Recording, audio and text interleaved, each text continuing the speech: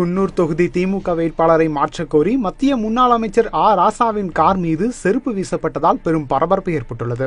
கதர் வாரியத்துறை முன்னாள் அமைச்சரும் தற்போதைய நீலகிரி மாவட்ட குன்னூர் தொகுதி சட்டமன்ற உறுப்பினருமான திமுக ராமச்சந்திரன் வரும் தமிழக சட்டப்பேரவை தேர்தலில் மீண்டும் வேட்பாளராக நிறுத்தப்படுவார் என அவரின் ஆதரவாளர்கள் எதிர்பார்த்திருந்தனர். ஆனால் முன்னாள் அரசு கொறடாவும் திமுக மாவட்ட செயலாளருமான முபாரக்கை குன்னூர் தொகுதி வேட்பாளராக திமுக அறிவித்தது. இதனால் ஆத்திரமடைந்த முன்னாள் அமைச்சர் ராமச்சந்திரனின் ஆதரவாளர்கள் பல்வேறு வகைகளில் தங்களது எதிர்ப்பை தெரிவித்து வருகின்றனர்.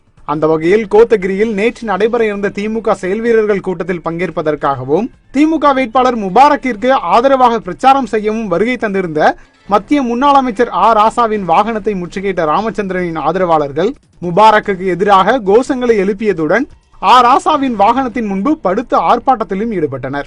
அப்போது கூட்டத்தில் இருந்த ஒருவர் ராசாவின் வாகனம் மீது செருப்பை வீசியதால் அங்கு பெரும் பரபரப்பு ஏற்பட்டது.